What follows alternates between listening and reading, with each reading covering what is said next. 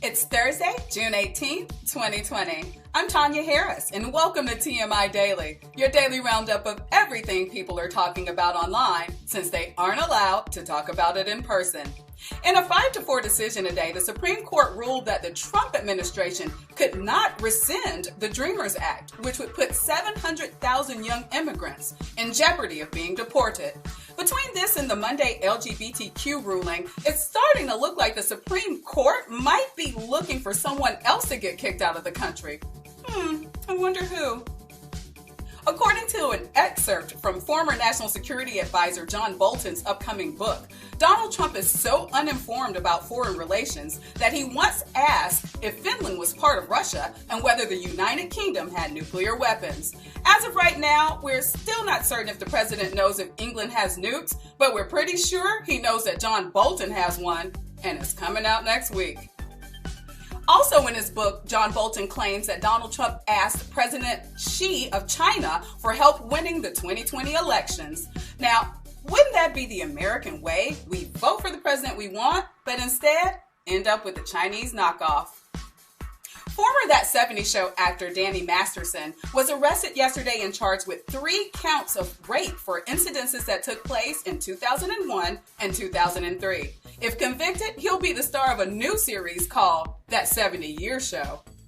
Speaking of creepy comedians, several women took to Twitter this week to accuse comedian and actor Chris D'Elia of trying to solicit photos and arrange sexual encounters with them when they were underage. Now, we thought that starring in that horrible sitcom Whitney with Whitney Cummings was the worst decision Chris ever made. Guess we were wrong. After companies announced brand changes for Aunt Jemima and Uncle Ben's, Chicago-based ConAgra announced that Mrs. Butterworth will also be getting a completely new branding, although the product's clear bottle offers no image to suggest the race of Mrs. Butterworth, making this the first time maple syrup was discriminated against for being brown. Jeff Bezos sent a memo to Amazon employees urging them to cancel meetings on Juneteenth to learn more about diversity and racism. People interested in diversity and racism also looked at Harriet Tubman and Roots. You get it? It's an Amazon joke. When they give you the suggestions, never mind. Apparently, Prince Charles has not yet fully regained his sense of smell and taste after his coronavirus infection. Considering British cuisine, this might actually be a blessing in disguise. A slander lawsuit brought against Fox News by a woman who says she had an affair with Donald Trump has taken an interesting turn as the network argued that viewers who watch Tucker Carlson's show should not expect the host to present them with actual facts. Now, if the rest of Fox News will hurry up and admit this, we can move on. A deposition in Johnny Depp's lawsuit against his ex-wife revealed that Amber Heard had a 3-way with Cara Delevingne and Elon Musk, or as Musk likes to call it, a Tesla Model 3. Now, let's send it over to tonight's TMI Daily Cast and Crew Roundtable. Stay safe. Hi, everyone, and welcome to another episode of TMI Daily. I'm Veronica Aiello, and as always, I'm joined by my friends from TMI Hollywood. I also want to say real quick that we are also available on multiple podcast streaming services now, like Spotify. So just wanted to put that out there. And I also want to show off my shirt today. I'm wearing my Todos Somos Dreamers shirt in solidarity with all our dreamers in our country. Thank you to rock band Mana and one of my favorite groups for making these shirts to, draw awareness to the cause. Okay, let's go around and say hello to everyone watching and listening at home. Let's start with you, Jess. Hey, for those of you listening, you can follow me at the Jess Ellis on Twitter. How about that? Hey, Joe. Hi, everyone. Good evening from Carsland. Cameron. Oh, hi. Sorry, I was just reading all these tweets from Trump where he's dispersing Department of Transportation money in oddly specific amounts. Seems below his pay grade, but interesting as hell. Emma. Those of you listening at home, you can Cash App me at $ Emma S. Lieberman. Chris. For those of you listening at home, if you have like a comfy pillow, I could use that. That would be great. Send it to Chris if you have it. Wait. Stuart. For those of you listening not at home, go home. And Shayna. You may say I'm a dreamer, but I'm not the only one. Nice. Okay, so let's get started. Today, in a 5-4 decision, the Supreme Court upheld the Dreamers Act, which protects the rights of over 700,000 immigrants who were illegally brought to the U.S. as children. In the ruling, the justices did not make a determination on whether they thought the legal merits of the act put into effect by President Obama was sound. Instead, the rule that the way the Trump administration handled rolling back DACA was not done properly, leaving the door open for them to attempt another way to end it. But any legal challenges would not come before the end of Trump's term. This came after Monday's landmark decision to protect the rights of the LGBTQ community from being discriminated against in the workplace. This was another case that was brought before them due to Trump's administration, attempting to exclude gay and transgender people from Title VII protection. My first question is, how do you feel about these decisions? Who wants to start? Joe. Well, hey, I mean, I think when a lot of these came up, we all had said it's not going to make it in the Supreme Court. It's just that, it takes time for these things to happen. But, I mean, I'm just happy because for the most part, it's not about who do you like or who do you hate or which judges goes which way. I mean, most of these were pretty much basic defenses from the Constitution. I mean, so unless, Jess is about to yell at me. But I mean, I'm happy about it. Okay, Cameron. Oh, I mean, of course they're happy, but it's not even decisions made necessarily from the standpoint defending the Constitution. You have the GOP yelling at Roberts, but he's pretty much pointed out, as far as the Dreamers case and a few other cases, just the ineptitude of the Trump administration, just saying you just haven't given us reasons why you need to do this. Come back with a reason why you're being this cruel, and then maybe we'll let you do it. But you got to have an actual reason for doing it. And then it's also just exposing the fact that now the GOP doesn't really care to the extent of executive orders or imperialist power that they're going to let Trump have. Everything they were complaining about Obama doing during his 8 years. Okay, Jess? No, why would I yell at you, Joe? First of all, I'm not a constitutionalist. There are some things in the Bill of Rights that I think that fall in line with natural rights, and that's where I'm at. But you guys do know I'm an open borders person. Like, I think that, like, it's silly to, like, draw a line somewhere and say you can't live or work here. That's just stupid. If you can come over here and buy property, then do it. If you want to occupy property or pay rent to somebody and you're from another country and it's a mutual agreement, go for it. Who cares? It's a non-issue as far as I'm concerned. Cameron, what did you mean imperialist? Like, what part of this is imperialist? Oh, no. That's everything that the right was throwing at Obama anytime he would issue any sort of an executive order. That he was But now they're cool with Trump just doing whatever he wants by issuing an executive order. Oh, I just don't know what that has to Because do with apparently imperialism. so the only way that he's going to be able to now, in effect, withdraw DACA is via executive order. Because after the election, or maybe after the election too, when he'll use DACA as a bargaining chip to get whatever immigration or wall that he wants, if he stays in office. That's just a tool. Okay. In the next presidential term, almost certainly, Ruth Bader Ginsburg's and Stephen Breyer's seats will both open because of their ages, and they both happen to be liberal judges.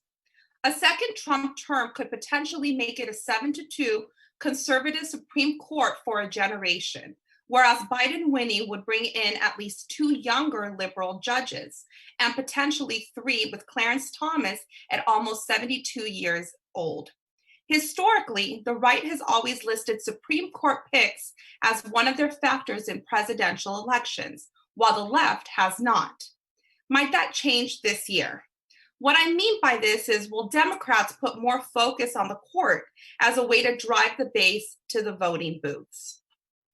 Trump straight up tweeted today a list of judges that he will pick from if he's reelected. He did that today. And so, yeah, and absolutely an emphasis needs to be placed on the consequences of elections. Hey, Joe? Yeah, the Democrats have already started with that. Obviously, Biden is not the hot pick for the Democrats, but that's what they're kind of using as the, hey, listen, we got to get behind this guy because of that. And also, it goes back to what I've been saying before. When you go to your local elections, make sure you read up on your judges and vote for the ones that you want, because those are the ones that eventually move up and become Supreme Court justices. And that's how you get the justice that you want, is because the Supreme Court is the one that's going to say how the law is interpreted. So please go out and vote, not just on your presidential election, but every damn election. Yeah, and I pointed this out before on the show but 4 of the justices currently on the Supreme Court were appointed by presidents who lost the popular vote. Don't hate the player, hate the game, man. I agree. We got to get out and actually vote and have local. And so all politics really is essentially local. We have to vote in all of our local politics because they set up districts for voting so that everybody's fairly represented.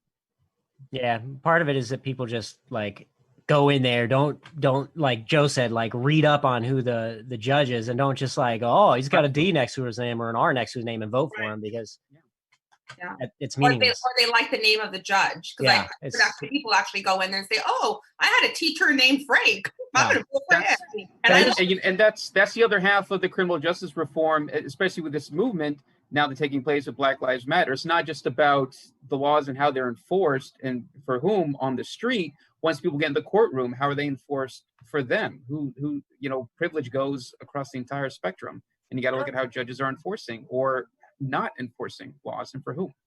And then we can take care of my little friend Jerry. Gerrymandering? Oh, and if you don't know what that is, please look that up. So minutes after the decision today, Trump tweeted, "Do you get the idea that the Supreme Court doesn't like me? Other than the obvious fact that the Supreme Court doesn't make decisions based on how much they like a president, with several upcoming decisions on the way this term, their ruling could also play a part in the election. These are the most consequential cases they are going to decide before November. Number 1, whether the Congress has the right to request and see the president's financial records. Number 2, the Louisiana abortion law, which requires doctors to have privileges at a local hospital if they plan on performing abortions, which causes there to be less options for women seeking one. The third one, religious exemption from discrimination suit, also known as the Religious Freedom Act, which would allow companies to legally discriminate based on their religion. Number 4, the dismantling of the Consumers Protection Bureau, which was set up after the 2008 economic crisis to be a watchdog group over banking practices. And number 5, faithless electors ruling, which might be the most consequential for the election, because it's going to decide whether a state can force designated electoral college voters to vote the way they want, or if the voters can instead vote their conscience. The legality of Obamacare will be heard by the justices in October, but won't be ruled on until mid-2021. So do you think any of these cases have serious ramifications for the election, and why? Joe. Actually, when Trump had said, do you think that the Supreme Court doesn't like me? I actually thought that was kind of a brilliant move, because he's taking the base in a direction where the base doesn't matter what is coming up for the Supreme Court. You know what it is. He's just getting them, they don't like him, so we got to get new judges in. That's how he's doing it. He's simplifying it, and I thought that was actually, I didn't like it, but I mean, it was pretty brilliant on his part, because he's just simplified it down to, you didn't even have to look at what they're voting on. They don't like me, so we need new judges. That's a very good point. Yes, Jess. That's a lot to unpack, and I could probably talk about each one of those for a few hours. But the through line that I see in all of those decisions is they're very important, because they have to do with eroding away personal freedoms and giving more power to the federal government, which is a very important issue as far as I'm concerned. Okay. Stuart. Well, to me, the one that I think could have the biggest impact in the election is if Congress is allowed to subpoena his financial records. Because the fact that he's gone to such great lengths to cover that tells me that there's something there. And I think that could be an October surprise type of thing. And the other ones just seem like pretty, I mean, the normal things the Supreme Court rules on, abortion, religious freedom, like that's just kind of the general Supreme Court case. Obviously, that's going to impact politics depending on the rule, but I don't think it's going to have the same impacts on this particular election as Trump's finances. And speaking of abortion cases, they actually haven't had any abortion cases in over a decade. That's not something they normally rule on, Stuart. That's the Really? point. It hasn't happened since 1972. Yeah, it's actually a huge deal, and it could harm why a it's lot such of a women huge in your deal. life. Yeah. The irony is that many of the people I would say who consider themselves pro-life are against pretty much all of those things, not just an abortion issue, but pretty much anything that involves healthcare for people that need healthcare.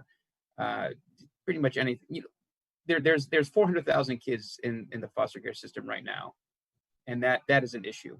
I think that we should all be behind. Is that all? I know. I'm rambling now. I've been talking with some other people today, but yeah, I know I'm going off on something else, Jess. But that's what I'm saying. I think it's actually the point is for a lot of people who are single issue voters, they're just going to focus on the one thing, and unfortunately, that's going to take everything else with it. So if you're telling them if Trump loses, then you can get abortion every street corner inside your Starbucks, then they're going to say, well, we need to vote for Trump. It's funny because both Democratic voters and Republican voters, kind of like how you pointed out, people that are pro-life kind of vote one way, but those are the same, like they'll vote for pro-life to and at the same time vote for other things that will also restrict their freedoms. I think Democrats do the same thing. People don't really understand the issue, like how important these issues are. They kind of pick piecemeal and there's almost like no rhyme or reason, like, oh, this issue feels good. I don't know. It's pretty sad. Okay, so it's time for today's Just One Question. I'm going to pick some of the topics from the top of the show and ask you one question about that topic. In a slander suit against Fox News, based on a segment that aired on Tucker Carlson's show, lawyers for the network claim that Tucker Carlson's audience should not reasonably expect him to relate actual facts to them because he is an opinion show, not a designated news show. Now, nowhere on Carlson's show or any other Fox News opinion show is there a disclaimer that the show is only the host's opinion and not fact-based. Should all of the news networks be forced to have disclaimers throughout their shows when their host is dealing primarily in their opinions? Emma. I think that there is, I say this a lot, there's a moral answer to that, and then there's a legal answer to that. In terms of just making sure people understand and know what they're consuming, morally, I think that wouldn't be a terrible idea, just to make sure that nobody mistakes opinion for fact, especially if you're only just getting into being a world citizen and only just getting into learning how to watch the news and how to separate fact from opinion. That makes it much harder. But from a legal perspective, I'm not sure how you determine what is fact versus opinion. Where does spinning facts land on that? What about shows that are have some news and then go into an analysis of the news? What about contributors? I think that there's a lot of gray area there that I would be concerned about a precedent that would set. So I don't know how I feel about that legal part yet. Okay, Jess? I think most of this is covered under the First Amendment. And if we start saying you have to tell the truth or you're legally liable, then we're all kind of fucked. Because a lot of people just make up stats off the top of their head constantly. And I mean, you could be liable for misusing those stats. The thing about Tucker Carlson, I like the way you framed the question because it was Fox News doesn't put on this disclaimer as if CNN does when Don Lemon. No, the reason why I framed that because it actually came out. It was a news story. So I went by the news story. That's what I said. But none of these do because they have a corporate agenda from their masters that they're going to push. like most of them do. Tucker's actually pretty good on a lot of issues. And the one, like, I disagree with that guy probably about 50, 75% of the time, because he's not so good with like economy and business. But like specifically what they're suing him for, does anybody else besides me know about this?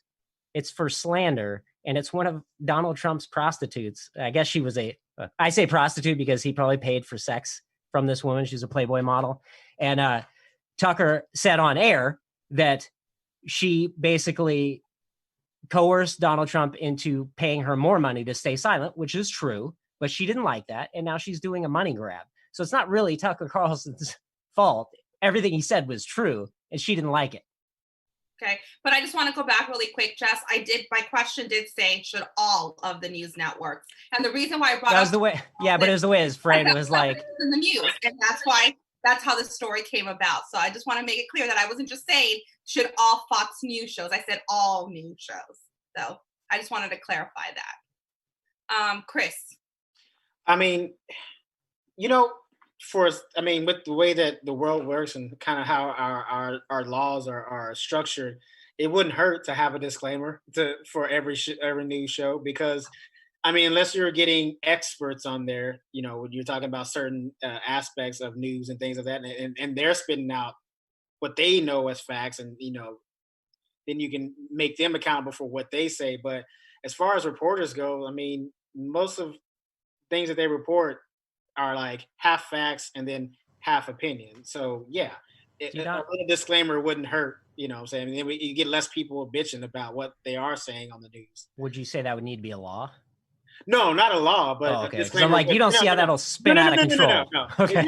It shouldn't be a law, but I'm saying it wouldn't hurt for channels because, again, like you said earlier, Jess, like people can make up statistics off the top of their head, and that can be considered an opinion. You know what I mean? Yeah. So a disclaimer would help a lot of people not have these problems that come in with that, because people are people. They're going to have their opinions regardless if they're reporters or not. Stuart, and then I'll go to Cam. Well, one thing Jess said about everything Tucker Carlson said in that case being true, if that was the case, then why are his lawyers arguing he has no obligation and viewers shouldn't expect him to tell the truth? If what he said was true, there would be no slander case. It would have gotten thrown out. Because there is no obligation to tell the truth. Right, but you said that what he said was true about the it was the true. sex with the Trump sex. Right, but if it is, then why are his lawyers arguing he doesn't have to tell the truth? He said it in a shitty way, though. He painted her in a really bad light, and that's where the slander comes in. I don't know why his lawyer. I just read when I heard about the article today. I just read the facts, and that's what I know. I have a feeling this is. How do you know? How do you know the facts were what was in the article? Was there a disclaimer? Very funny. Then how do you know what you've just been told by Veronica is true? Is there a disclaimer? Okay, then shut your mouth. That's the point. Is that it's hard to know, and I don't think a disclaimer law would help. But I think is this like a stoner argument? You're like, there's no way we can ever know what's true. Therefore, nothing's true. Just that isn't a filter on his Zoom. That's smoke. It's not that there's no. I mean, it is, but it can be difficult to know what is true and what isn't. And I think having disclaimers would help, but I don't think it should be a law. It can. But the fact is, at this point now, more so than ever, the majority of us, and I'll even say myself included, we go to the news sources that most reinforce our opinions.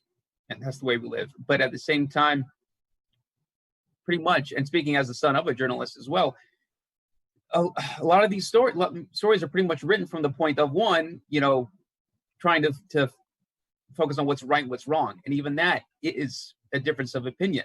Even going back to Edward R. Murrow, cigarette in hand, trying to expose Joseph McCarthy, that's from the opinion that what McCarthy is doing is wrong. And if you think these guys sound crazy on TV, whether it's Tucker Carlson, Sean Hannity, they're pretty tame compared to their radio shows where they have carte blanche to say whatever crazy shit they want. And as far as I know, Fox is also the only channel that the president is calling in on a near daily basis. And then he's given just an unfiltered hour if he wants to, just to blast whatever conspiracy theories he just heard on other news networks. So, hey, Emma, and then I'll go to you, Joe. As the daughter of a journalist, there are facts in morals. There are certain there are certain base ones that we all agree. Murder is wrong, for instance. Like the way that you approach a story is often influenced by opinion. That is true. but there are some facts as well. And the other thing I want to point out was my concern of how much a disclaimer law would affect anything. It reminds me of when Jon Stewart was the host of The Daily Show. And a lot of people started saying that they got their news from The Daily Show. And he kept saying, no, don't do that. I'm not a journalist. This is not fact. It's comedy. And they kept doing it anyway. Okay, Joe, you wanted to say something? I think it's just really funny that there's a lot of comedy shows that I know that a network puts a disclaimer on the front saying opinion to the necessarily opinion to the network, but on news shows, so more people are getting outraged over dirty comedy than they are over untrue news. Ironically, the comedy shows that do news are the ones winning Peabodys for their accurate in telling the news. Samantha Bee, Peabody. Seth Meyers, I think, got a Peabody. John Oliver, Peabody. Okay. So yesterday, Danny Masterson was charged with the rape of 3 women in 2001 and 2003, while Chris D'Elia had several allegations made against him by women who claimed that he had attempted to engage with them when they were underage. My question is, what is wrong with male comedians? Whoa, where do you start? Well, it all goes back to my mom. It also at the same time. Wait a minute, Stewart's a comedian. Before we make jokes about males, let's also go. I'm not defending anybody in any way, but these are also allegations. And one of my biggest problems has been for years is that very easily people are vilified and tried in the court of public opinion long before they ever get a fair trial. I'm not saying either of them didn't do any things they didn't do, but at this point, especially with what we're just saying now on this show, they're pretty much they're burnt. Yeah, this is like 20 years ago. Right. Danny Masterson 20 years ago. Unless it's on tape they've been or building something. cases on him for several years. The thing with Chris D'Elia is these are just from women talking about, from what I understand, messaging via tweet, direct messaging, and Jess, I think this goes back to arguments you made about thought crimes. Yeah. And I just want to point something out. The Chris D'Elia accusations from 2016. Right. No, I'm sorry. Danny Masterson. Sorry, Danny Masterson. I just corrected myself. Yeah, his goes back to almost 20 years. The thing with D'Elia is, and again, I'm in no way condoning any of this behavior or what he is accused of, but also at the same time, where when it comes to social media and interacting with people digitally, where are we going with this? Well, I mean, in this world and in pursuing what is going to be a crime. I know they're saying he's grooming and everything, and again, I don't like it. Okay. But also, what are we proving here? He was also accused of soliciting nudes from underage women. That's like the legal crime, I believe. I want to go Where back. Are these women posing as adults, though? Because again, these are social media platforms. It doesn't matter. It's child pornography. First of all, it doesn't matter. It doesn't matter. It doesn't matter if she wanted to send it. It doesn't matter. It's child pornography, and the fact that he asked for it makes him a perv. Well, but was he aware that she was underage? Was he aware that she was underage? Yeah, it's plausible. Some of this, was she interacting with him on a platform? In which can you look at a 14-year-old girl and know she's 14? I grew up in East LA, and some of those girls by 17 look like 25. You are an adult person. You can look at somebody and know they're a child. Come on. It's not true. Come on. I know plenty of women who are like, come on. Because they're short, they look like they're 12. Yeah, I don't think that's 100% true. Chris D'Elia was messaging on Instagram had their high school in their bio and like pictures of them at prom. Okay, that's all right. Also, some of the screenshots, he asked them their age, and then when they told him, he was like, "Oh, too young," winky face. Like, and then he kept messaging them. Some of the screenshots are like he clearly. That's what I'm asking. But also, I'm not that aware. That's why I'm asking. But also, if it is just the message and photos aren't exchanged. What is the actual crime? Solicitation is a crime. Okay. Emma, what did you want to say, Emma? First of all, it doesn't matter if she like voluntarily sends messages or nudes if she's underage. It doesn't matter because she's underage. You do dumb shit when you're a teenager. You're not allowed to solicit that kind of shit as an adult. That's literally a type of rape. That's part of it. Also, the idea that we're not supposed to have opinions about this until there's been a trial, that's insane. The idea that I'm supposed to look at these screenshots of the messages with Chris D'Elia and not form an opinion about that, not have feelings about that, is ridiculous. There's a difference between the court of public opinion and an actual court, and no one's arresting Chris D'Elia yet. I think that eventually they should when there has been due process, but like, the thought that we're not supposed to react to things until there's been like a months or years long investigation and trial is ridiculous. Who said don't react? I'm not saying don't react. I didn't say don't react. I'm saying you're equating the court of public opinion within an actual court. Also, no, I think Cameron's just trying to say use a little logic and reason. I wasn't talking about just this case specifically, but a lot of things, especially when it involves celebrity or just a whiff of allegation. And the Danny Masterson case is a good example of this. Those allegations came out years ago. Then apparently the LAPD had been building a case against him, and now once they had the proper legal evidence, they charged him. People already knew Danny Masterson was. I already knew that he was like probably a rapist. I had already Why didn't you do anything about it? Yeah. What can I do about it? Why don't you form a posse? Yeah. I mean, and also with Chris D'Elia, I've seen the screenshots. For my opinion, what other proof do I need? What do you mean use logic and reason? I'm seeing proof. I have a thought about that. I have an opinion about that. So I will choose. I didn't see the screenshots. I think criticize him online. Yeah, I'm saying I haven't seen those yet. Yeah, me either. That's why I wasn't that aware of it yet. Not the fault of people who criticize what he did. Joe, you've been waiting patiently to say something. Go ahead. Listen, this isn't a thing about male comedians. The only thing I'm seeing the male comedians being accused of is just jumping into the conversation without putting in their hand and waiting their fucking turn. All right? Number two, Danny Masterson isn't even a comic. Don't call him that. Don't call him a comedian.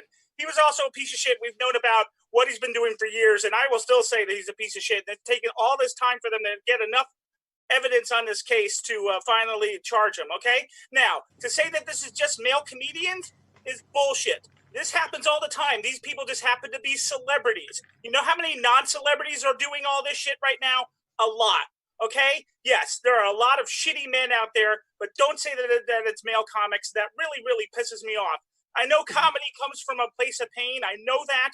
But you know what? I know a ton of male comics, and none of them would do this shit. Okay. Hey, damn right. I can't even get close enough to a woman to do anything appropriate. Inappropriate, I mean. Yeah. I was also thinking of, Louis C.K., Bill Cosby. I mean, but again, no, but you made a very good point too. Kelly, he's not, he's not a comic. Okay, that's fair. That's fair to say. And about Danny Masterson, I mean, it's just a few bad apples. Danny Masterson, he's not a comic. Danny Masterson. It's just a few bad apples in the comedy community. For years, there's been rumors, and then a lot of celebrities, also distance themselves from Danny Masterson. People that worked with him, that's because he's a Scientologist. Well, that's a whole different story. Well, that's why it took so long. That's what they say that protected him. Yeah, they protected him for as long because they do protect predators within Scientology. That's totally been proven. Newsflash, a lot of shitty people in Hollywood. Like, whether you're the dude committing the crime or the other people looking the other way, you're both fucking criminals. Can I just go back really quick to something you said, Stuart? As soon as we started talking about this, you mentioned your mom. Can you elaborate on that? No, I was just saying, why are comedians such shitty comedians? And Joe made a good point. A lot of comedy comes from a place of pain and turmoil. And I think, unfortunately, people who have had a lot of rough experiences and pain in their lives lash out. And I mean, obviously, it's not an excuse for doing terrible things, but part of that is it could be the psychology behind it. So. I don't know what we're now Stuart's therapist. So Stuart, well, see, my mom used to be my therapist, but then it didn't work out. Did any of you watch You by any chance the second season? Oh yes. No. So the whole thing yes, Veronica. And everything that's happening now, I was like, No spoilers, please. That's like one of the last things I have to watch. I'm not saying anything. Okay, I won't say a word. Let's Well, move he also played that type of role in that show Workaholics too. He played a pedophile. Yeah. In that. Oh, really? Yeah. Oh, Yes. Wait, pedophile or phebophile? Oh, pedophile. Cameron. Okay. Can you write them? Because write what you know. Can we at least use the proper verbiage here? Cameron, Just pedophile and a phebophile. You know if anything, he's a phebophile. Can you explain for those of us that don't have a vocabulary as strong as yours? Right. Pedophiles are attracted to prepubescent children. Ephebophiles are attracted to pubescents who are not legally of age. Both children. Yeah. Well, depending on where you are. Right. Where you are, what century you're in, yeah. Well, what state you're in. So True, yeah. We don't have a federal Guys, age of consent. We're all in the same I know, century. I know, but it doesn't change it. It doesn't Yeah, change if he it. was doing this in Those kids Florida, Arizona he'd be fine. who are part of Warren Jeff's community, those girls who forced to get married, they're in the same boat as somebody who's trafficked. It's the same thing. Same thing. Oh, well, yeah, both include force. What I meant was just there's like the age of consent, and consent means you're agreeing to something. That's why it's the consents in that phrase. It varies from state to state and from country to country. It varies vast. It's 12. Vast. It's 12 in the state that I'm talking about. It's 12 there. So yeah, that's my point. I agree that that's way too young. And I would agree that even 18-year-olds, I don't think 20-year-olds don't know what they're doing. Yeah. Well, that's why they don't let them rent cars. That's why you can't rent a car till you're 24. No, I'm with you. I was just pointing out a fact and you got triggered. Yeah, no, I'm agreeing with you. That's why I'm agreeing with you. You can't. Because you can't make those kind of decisions. That's why the rental car companies won't even do it.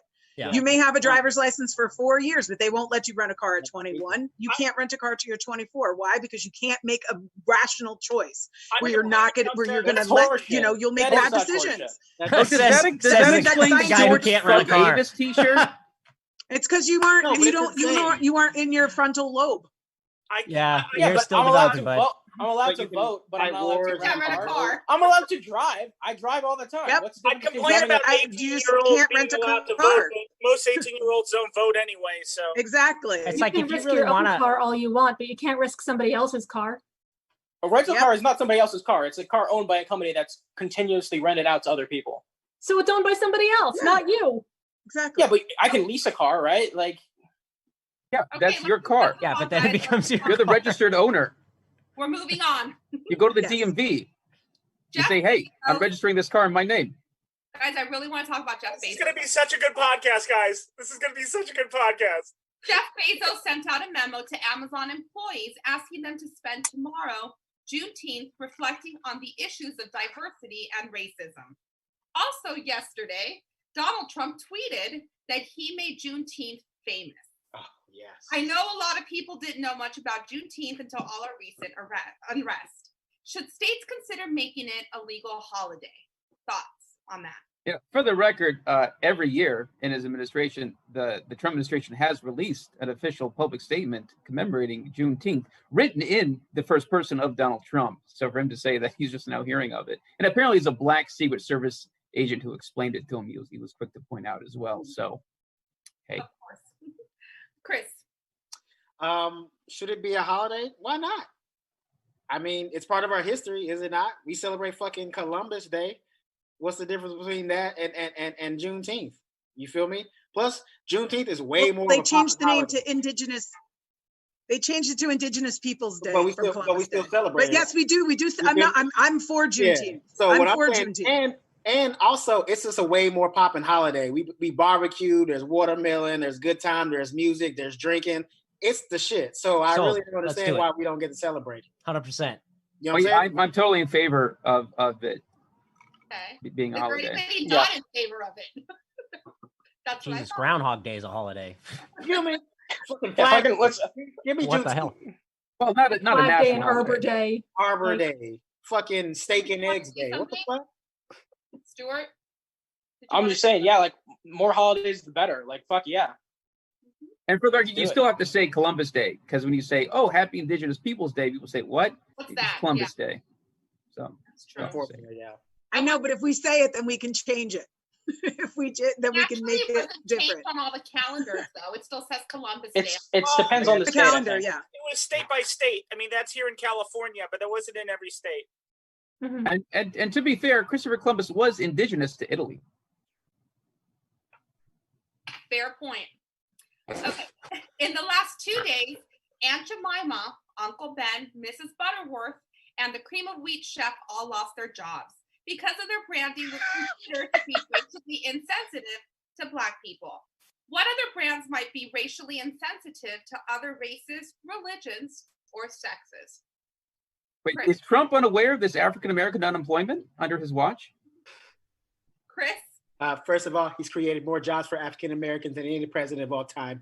Secondly, KFC, it should be a black man because he stole that recipe a long time ago. And I'm sick of that little white man with the bullshit mustache perpetrating that's his goddamn recipe. Ain't no white people know about herbs and spices. They may have traveled back and forth across the seas for the spices, but they never put it in their goddamn food. All they did was make money off of it. So it needs to be a black man on that goddamn box. He got away with it because he just added one extra spice and called it Salt. his own. He's like, oh, a little spring of salt at the bottom. That's it. He certainly didn't put any in the potato salad. Exactly. Potato salad. Right. I don't eat white people potato salad. I'm going to say Burger King. What about Burger Queens? Why can't we have that? Why are we limiting it to a male icon? Why can't it be a Burger Queen or a Burger Queen? Hello, get your burgers. If you wanted it that way too, because it's have it your way at Burger King. I mean, low key, that outfit looks like a Burger Queen. Okay, so I'm not saying no to it. Stuart? The Washington professional football team should change the name so I can root for them again. The Redskins? Yeah. Did you ever stop? It's hard, man. Did you stop? Fucking Dan Snyder is a Satan. I hate that guy. Cry about it. I have many times. Joe? All right, well, let me start with I got a few, but let me start with my first one. Since we're talking about burger restaurants, White Castle? Wait a minute. Oops. And then, okay, Morton Salt? All right, clumsy girls should be pissed off about Morton Salt. It's always a girl dropping that salt. Okay, graham crackers. White guys named Graham. That should really be pissing them off. And then let's talk about Fluffernutter, okay? Male porn stars should be pissed off at Fluffernutter. They can fluff themselves. They don't need someone to do it. What about Chef Boyardee? Well, no, that was an actual guy. That actually was an actual guy. So you really can't. Yeah, no, that was an actual man. Yeah. Okay, Jess. That was an actual dude? Yes. Yeah. He was an actual chef. I'm Googling this after. He started it. It was an actual Which had a really cool story, actually. We should I definitely wanted to make Italian food easy for people to make at home and make it easily picked upable. Holy shit, that guy's a total We could success. celebrate him instead of Christopher Columbus. He's like the one. That's like the one brand you can't cancel culture because the story's so perfect. Now, we definitely got to cancel Keebler Elves because that's heightist. That's true. And ableist. And then we got to cancel McDonald's because, I mean, it's a Scottish place and their mascot's a clown. So what are you saying? Scottish people are clowns? Like, that's not nice. I mean, can we change for us Jews? Can In and Out be In and Gout? Because all that salty red meat. The inflammation. I mean, if we're gonna go that far, then that means Hot Cheetos needs to have a Hispanic guy on the front of it because it wasn't no cheetah that invented the Hot Cheetos. It was a Hispanic. If you're putting your Tapatio on it, then you can't. No. But Jess already has that locked down. Tapatio Doritos. Doritos. Okay. Tapatio Doritos. Oh no, I know. Flaming Hots, my boy. Yeah, Flaming Hot. Made by a Hispanic janitor. All right. I'm going to read some of our comments online. So Philip says, should we change Dairy Queen, Wendy's?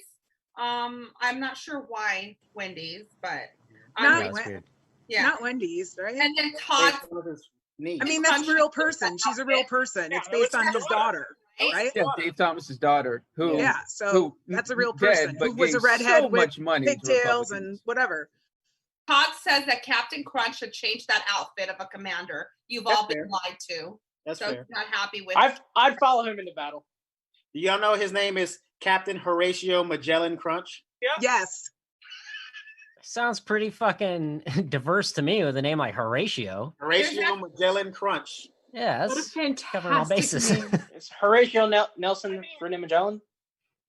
And about the Keebler Elves, Jess, I want to say we can't cancel culture Keebler Elves or Lucky Charms because these are mythical creatures. I don't think the same things apply to mythical creatures. They're mythical? Because listen, this is my theory. If they are real, then they need to come forward and speak out.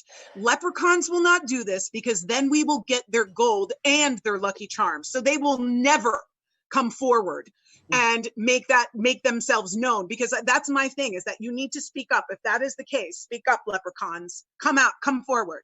Well, So I mean, Philip there's a was bunch of responding serial to me people saying with that. That's problems. why he said Wendy's. He said he was responding to Shayna saying there was no female burger places. That's why he said Wendy's. Oh. That's what he meant by that. And then Peter's saying that there's already been rumors about Captain Crunch's comments about Count Chocula. So that's a problem. And then Danny's saying that they better not mess with our Loteria cards. Do you guys know Loteria, the Mexican? Yeah. Oh, yeah. Yeah. What about the Chiquita banana lady? They have like El Borracho, and they have all the, but I don't want them to mess with my Tapatio man either. I'm fine with that. I love his sombrero. But Chiquita Banana was the real. How many cereal mascots have problems? Captain Crunch committed genocide and completely destroyed the Soggies. Okay, you've got the Trix Rabbit and the Cocoa Puff Toucan, who are both absolutely crazy and admit that they're crazy. Now that's making fun of people with mental health. If you're starting to do with that stuff, you know, I mean, if you go by that, you can pretty much get rid of most of the cereal mascots at that point. So, and again, if we look at it from the other way, at least they're getting represented, right? Well, technically, you're still a little bit like that's an do you not want mental health represented? No, they're not. They're not crazy. That's an addiction, sir. And to call them crazy is an ableist term. So you're being wrong. Yeah, no, they are. The Trix Rabbit is addicted to sedative hypnotics. The Trix Rabbit is snorting Special K on a regular basis. That's addiction. He's trapped in a K-hole. You can see he's right forward, but side to side, it's a little loopy. Stewart has not been in a K-hole. I can see by the blank look on his face. No, never been. You got to be careful. The first time I did ketamine, I thought it was cocaine. It's very deceptive. Okay. That's why I did 2 lines. Good to know. We're good. We're good. We're going into. I have. Wrong meeting. I'm sorry. One final comment that I want to read from online.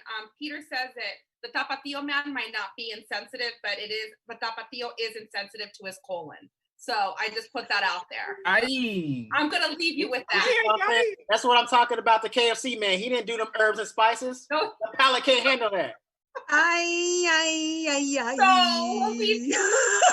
Yeah, what army was he a colonel in? Well, he was a Kentucky colonel, actually. So, Kentucky actually still hands those out. The state of Kentucky actually does still hand those out, which is also really fucked up. Yep. Oh my goodness. So that's our show. That's why he says there are 11 secret herbs and spices, because he's forgotten that already. Someone else wrote it out for him. There you go. So we will leave you all with this. We'll see you back here again tomorrow at 6 p.m. with an all-new edition of TMI Daily and our TMI Daily game, Dodge. Bye, everyone. Have a good night, and we'll see you back here again tomorrow. You can turn the podcast off now. Go home.